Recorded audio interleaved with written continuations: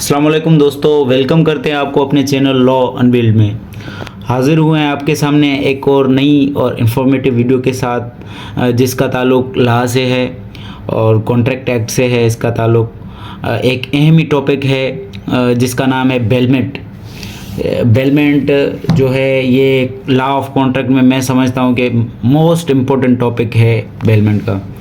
तो आज मैं आपको एक जनरल इंट्रो दूंगा इसका कि बेलमेंट क्या है, बेलमेंट की काइंड्स कौन सी हैं, कौन सा सेक्शन क्या कहता है बेलमेंट के हिसाब से। मैं डायरेक्ट लैंग्वेज की बाद में वीडियो बनाऊंगा, लेकिन आपको आज सिर्फ जनरल इंट्रो दूंगा कि बेलमेंट है क्या चीज़। तो बिना वक्त ज़ाया किए शुरू करते हैं कि व्हाट इज़ बेलमेंट। बेलमेंट का आप उर्दू में मतलब निकाल लें कि अमानत रखना कोई चीज़ किसी के पास।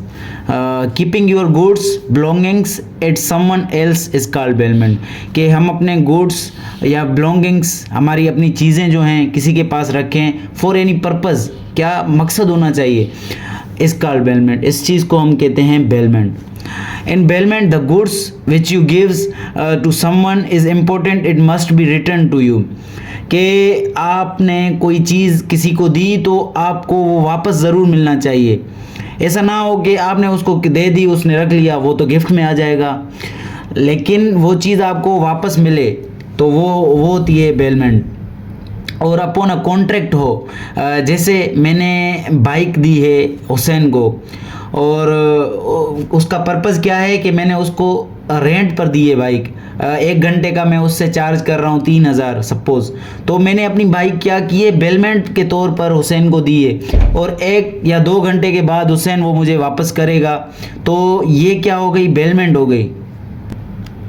अभी देखते हैं कॉन्ट्रैक्ट एक्ट सेक्शन 148 क्या कहता है बेलमेंट की डेफिनेशन के हिसाब से। तो सेक्शन की डायरेक्ट लैंग्वेज आपको मैं दिखाता हूँ। डायरेक्ट लैंग्वेज है बेलमेंट, बेलर एंड बेली। ये बेलर और बेली को मैं बाद में डिफाइन करूँगा, पहले bailment. As bailment is a delivery of goods from one person to another for some purpose. जैसे मैंने आपको बताया कोई पर्पज़ होना चाहिए।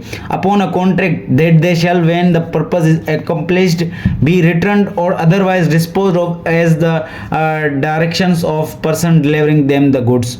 मतलब या तो जैसे वो डायरेक्शन दे, मैं मेरी चीज़ है, मैं उसको जैसे डायरेक्शन दूँ, या तो वो चीज़ को ख़त्म कर दे, या तो वो चीज़ मुझे वापस कर दिया जाए। मतलब बेलमेंट क्या है, delivery of goods from one person to another for some purpose is called bailment. Upon a contract होना चाहिए कि कॉन्ट्रैक्ट के तहत। अभी इसमें 2 टर्म्स हमने देखे कि baler and Bailey.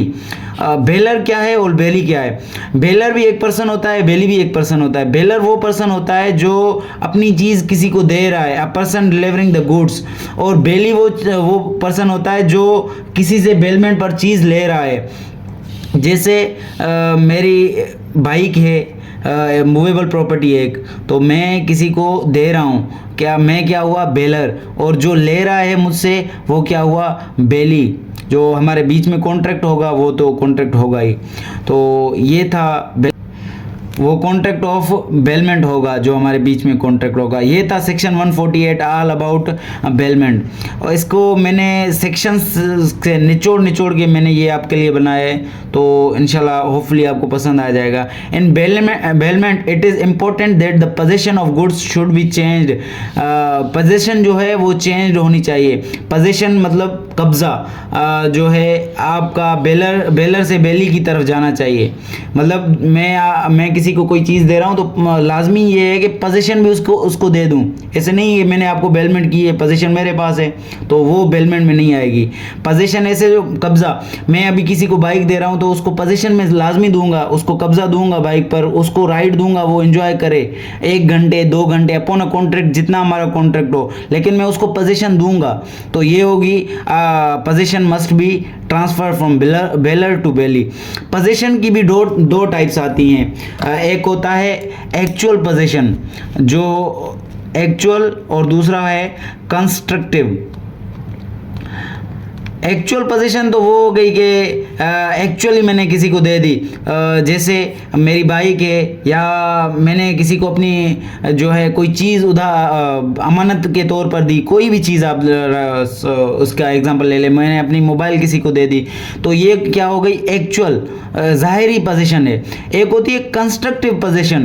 Constructive position मतलब कि जैसे मेरा घर है, मैंने किसी को रेंट पर्पज़ के लिए अपना घर दिया है, तो वो पोजीशन हमने क्या किया है, कंस्ट्रक्ट किया है। वो घर अपने साथ लेके नहीं जा सकता, वो घर में रह सकता है। इसी तरह ये थोड़ा हार्ड एग्जांपल हो गया। इसी की तरह आप एक स्टोर की मिसाल ले लें। स्टोर है मेरा और मैंने उसमें कई चीज़ें रखी हुई हैं और उसकी चाबी किसी को दे दी। मैं उसको कह रहा हूँ कि आप मेरे स्टोर की सिक्योरिटी करें। मैं उसको मतलब मैं बेलर हो गया, वो बेली हो गया, तो ये क्या हो गई, कंस्ट्रक्टिव पोजीशन हो गई। मतलब मैंने उसको पोजीशन दे दी, लेकिन कंस्ट्रक्टिव पोजीशन है।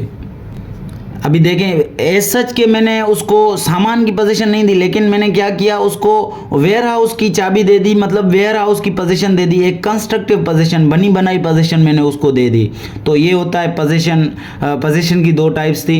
ये जो है कॉन्ट्रैक्ट एक्ट के किसी बेयर एक्ट में नहीं मिलेगा, लेकिन मैंने डीप स्टडी की है तो मैंने सोचा कि आप लोगों से भी शेयर करूं। बाज़-औक़ात हम कोई अपनी चीज़ किसी को रख देते हैं अमानत के तौर पर, तो अमानत हमेशा वैसे कि वैसे ही वापस मिलेगा। अमानत रिटर्नेबल होती है और उसके साथ साथ कुछ पेमेंट भी, कुछ कंसिडरेशन भी मिलता है हमें। ये भी नहीं है कि वैसे के वैसा ही हमें मिला है, उसकी जो है कंडीशन में चेंज भी आ सकती है। जैसे हम किसी को कपड़े देते हैं सिलवाने के लिए, दर्जी को, तो ये भी एक बेलमेंट की टाइप है। हम बेलर है, दर्जी बेली है, तो हम उसको अपना कॉन्ट्रैक्ट कह रहे हैं कि कॉन्ट्रैक्ट कर रहे हैं कि ये जोड़ा मुझे इस डिज़ाइन में, इस शेप में, मेरी साइज़ का सिल के दोगे। तो ये क्या हो गई, मैंने उसको खुद कहा कि आप अल्टर करो, इसकी जो है पोजीशन है वो चेंज करो। तो पोजीशन चेंज भी हो सकती है, लेकिन वैसे का वैसा भी हो सकता है। जैसे मैं स्टोर में किसी में अपनी कोई चीज़ स्टोर कर रहा हूँ, वहाँ पे एक हाईली कूल माहौल है, तो मैं अपनी कोई भी मेडिसिन है वो स्टोर कर रहा हूँ, तो वो मुझे वैसे के वैसा ही मिलेगा। मतलब उसकी पोजीशन वैसा का वैसा भी हो सकती है और इसकी पोजीशन में चेंज भी आ सकता है। तो ये बेलमेंट में दोनों चीज़ें हो सकती हैं। In bailment I give something upon agreement will happen in which terms and conditions will be settle. मतलब एग्रीमेंट होगा, उसके बाद हमारी टर्म्स एंड कंडीशंस भी सेटल होंगी कि मैंने आपको इतने वक्त के लिए ये चीज़ आपको देनी है और मैं आपसे इतने पैसे लूँगा, या बेली बोलेगा कि मैं आपसे इतने पैसे लूँगा इस चीज़ के रखवाली करने के लिए, इस चीज़ का ख्याल रखने के लिए। तो ये सारी टर्म्स एंड कंडीशंस सेटल होती हैं। अपॉन अ कॉन्ट्रैक्ट होता है तो मतलब ये सारी चीज़ें सेटल की जाती हैं। A did agreement with B. B will keep your meat and B will take care of it. In terms and conditions, it is written that meat will be kept to be at specific temperature. कि मैंने किसी के घर में गोश्त रखा है, तो मैंने उससे कॉन्ट्रैक्ट किया कि मीट को मेरे गोश्त को जो है आप इतने टेम्परेचर पर रखोगे, कभी आप उसको गर्मी महसूस नहीं होने देंगे जैसे कि वो ख़राब हो जाए। मतलब वो प्रूडेंट बंदा जो है अपनी चीज़ की जितनी केयर करता है, बेली भी हमारे चीज़ की इतनी ही केयर करेगा जैसे कि वो अपनी उसकी चीज़ है। तो ये था कुछ इंट्रो। अभी हम देखते हैं बेलमेंट हैपेंस जो है। बेलमेंट किस किस चीज़ की होती है? बेलमेंट दोनों चीज़ों की हो सकती है, मूवेबल भी हो सकती है और इमूवेबल प्रॉपर्टी भी हो सकती है। मूवेबल प्रॉपर्टी वो जो आप ले जा सकें कहीं भी, इमूवेबल वो जो ज़मीन के साथ अटैच हो। इसका आप एक एग्जांपल ले लें, जैसे मेरा एक घर है, तो मैं कहीं बाहर जा रहा हूँ, मतलब आउट ऑफ कंट्री जा रहा हूँ, तो मैं वो घर अपना सेल नहीं करना चाहता, लेकिन किसी के पास रख रहा हूँ। मैं बोल रहा हूँ कि आप मेरा घर जो है आपके पास अमानत है, आप इसके बिजली वगैरह का बिल भरें, आप इसमें रहें, लेकिन इसका ख्याल रखें। पर्पज़ क्या है मेरा, कि वो मेरे घर की सिक्योरिटी करेगा, रहेगा, कोई एरा गेरा मेरे घर में नहीं आएगा और चोरी वगैरह नहीं होगी। तो ये क्या थी, एक मैंने बेलमेंट की कि अपनी चीज़ अपना घर जो है किसी को, और उसने बदले में क्या किया, हमारा पर्पस क्या था कि वो सिक्योरिटी करेगा, और इसमें उसको भी फ़ायदा हुआ और मुझे भी फ़ायदा हुआ। ये एक सिंपल सी एग्जांपल है बेलमेंट की। और ये एग्जांपल मैंने आपको बता दी है कि हम टेलर को जो क्लॉथ देते हैं तो उसमें हम चेंजिंग की खुद डिमांड करते हैं अपना कॉन्ट्रैक्ट ही कि आप इसमें ये चेंजिंग करेंगे। तो बेलमेंट में चेंजिंग भी हो सकती है। जैसे इसकी एक और मिसाल ले लें कि हम जो है लकड़ी देते हैं किसी को, ट्री कटवा कर, तो वो उससे हमें बहुत सारी चीज़ें बना कर देता है। तो वो क्या होती है, ट्री की पोजीशन है उसमें अल्टर आता है, और उससे हमें हम जो उसको कहते हैं कुर्सी बना कर देनी है, मेज बना कर देनी है, तो ये भी हम एक बेलमेंट ही है। Essential elements of bailment. Essential elements क्या क्या हैं? Hand over the material position, के हम पोजीशन जो है वो बेलर से बेली की तरफ जाना चाहिए। तो पीछे मैंने आपको बताई पोजीशन दो टाइप्स की होती हैं, एक्चुअल एंड कंस्ट्रक्टिव। दूसरी objective of delivery of goods, के कोई ऑब्जेक्टिव होना चाहिए। मैं आपको आगे ऑब्जेक्टिव का बता रहा हूँ, आगे चलकर आगे है कि कोई ना कोई मकसद होना चाहिए, बिना किसी मकसद के बेलमेंट नहीं होती। There should be agreement in which terms and condition should be written, के तीसरी एसेंशियल क्या है कि उनों के बीच में एग्रीमेंट हो जिसमें टर्म्स एंड कंडीशंस तय की जाएं। तो ये थी तीन एसेंशियल्स। चौथी ये है कि रिटर्नेबल हो, कि ज़रूरी है कि वो वापस की जाए या जैसे बेलर हुक्म करे उसी तरह रिएक्ट किया जाए। Terms and conditions should be mention in detail. जो टर्म्स एंड कंडीशन पीछे मैंने आपको बताया थर्ड पॉइंट में कि होनी चाहिए, लेकिन वो डिटेल में होनी चाहिए कि मैं अपनी चीज़ किसी को दे रहा हूँ तो उसकी टर्म्स एंड कंडीशंस में डिटेल में बताऊँ। अगर मैंने 1 महीने में नहीं ली तो क्या होगा, अगर मैं 1 महीने में लूँगा तो आपको क्या दूंगा, कितना दूंगा, ये सारी टर्म्स एंड कंडीशंस हैं। Bailment, there are different types, इसको आप टाइप्स बोल रहे हैं, पर्पस बोल रहे हैं, सेम चीज़ है कि टाइप्स और पर्पस ऑफ बेलमेंट जो है। पहली कौन सी पर्पस है? फॉर प्रोटेक्शन पर्पस, या इसको आप सिक्योरिटी पर्पस कह लें।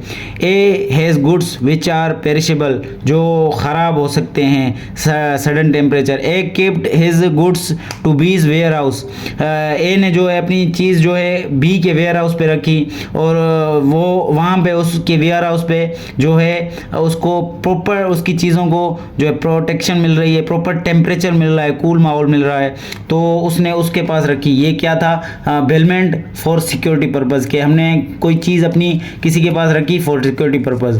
बेलमेंट फॉर रेंट पर्पज़, बाज़ों का हम अपनी चीज़ें किराए पर देते हैं, बाइक वगैरह की एग्जांपल ले लें, कार वगैरह की एग्जांपल ले लें, ये सारी चीज़ें जो है रेंट पर्पज़ में आ जाती हैं। बेलमेंट फॉर फ्रेंडशिप पर्पज़, ये नॉन ग्रेटिट्यूस पर्पज़ है कि हम कोई चीज़ अपनी किसी को देते हैं फ्रेंडशिप पर्पज़ के लिए, और वो हमें वापस भी करता है, लेकिन इसमें जो है कंसिडरेशन नहीं होती, इसमें वो मुआवजा नहीं होता, हम फ्रेंडशिप पर्पज़ के लिए देते हैं। दोस्त को हमको कभी बाइक देते हैं तो वो भी बेलमेंट में ही आती है, और वो है फ्रेंडशिप पर्पज़, इसमें पैसे वगैरह नहीं इन्वॉल्व होते, वो हमें पैसे नहीं देता। तो ये थी तीसरी पर्पज़। और चौथा है फॉर ट्रांसपोर्टेशन पर्पज़, के हम जो कैरेज कराते हैं अपनी चीज़ें या ट्रांसपोर्ट करवाते हैं, किसी एक शहर से दूसरे शहर शिपमेंट करवाते हैं, तो ये है ट्रांसपोर्टेशन पर्पज़। मैंने कराची से कोई चीज़ भेजी थ्रू एनी ट्रांसपोर्ट सर्विस, तो वो भी हमारी बेलमेंट में आ जाती है कि अगर हमारी चीज़ को नुकसान पहुंचेगा, वो आपको रसीद देते हैं तो उसमें वो सारी चीज़ें डिटेल में लिखी होंगी कि आपकी चीज़ को इतना नुकसान पहुंचेगा तो हम इतनी भरपाई करेंगे, या इतना नुकसान पहुंचेगा तो इतनी भरपाई करेंगे। ये सारी चीज़ें जो हैं हम नोट नहीं करते, लेकिन आप कभी वो रसीद पढ़ें तो उसमें लिखी होगी कि कितना नुकसान होगा तो वो सर्विस वाला कितना आपको भर के देगा। तो ये भी जो है बेलमेंट की एक टाइप है, ट्रांसपोर्टेशन पर्पज़। उसके बाद है रिपेयर पर्पज़, हम कोई चीज़ अपनी रिपेयर करवाने के लिए देते हैं। जैसे हमने अपनी मोबाइल दे दी किसी को रिपेयर करने के लिए, उसके पास उसने अपने पास रखी और उसको हमें बना के दिया, तो ये है बेलमेंट फॉर रिपेयर पर्पज़। और लास्ट जो है for loan purpose, you need money you give your goods to someone and he return he gives you money के इसको आप बेलमेंट ऑफ प्लेज भी बोल सकते हैं कि हम अपनी चीज़ किसी के पास सिक्योरिटी रखें और उससे बदले में क्या लें, लोन लें। ये बेलमेंट ऑफ प्लेज सेक्शन 162 में है। मैं आपको आगे चलकर डायरेक्ट लैंग्वेज भी बताऊंगा। और ये था बेलमेंट फॉर लोन पर्पज़ कि हम अपनी चीज़ किसी को दें, उसके बदले में हमारा मकसद क्या हो कि हम उससे उधार ले लें। मैंने अपनी बुक जो है 3000 की मेरी बुक है, मैंने किसी के पास रखवाई और मैंने उससे 4000 का उधार लिया, तो ये भी एक बेलमेंट की किस्म है, बेलमेंट का टाइप है, बेलमेंट का पर्पज़ है। तो होपफुली आपने इस वीडियो को एंजॉय किया होगा और ये वीडियो आपके बहुत काम आई होगी इंशाल्लाह। हमारे साथ जुड़े रहिए नेक्स्ट वीडियोस के साथ और हमारे चैनल लॉ अनविल को लाइक करें, शेयर करें और अगर कोई क्वेरी है तो कमेंट बॉक्स में बता दें। Thank you.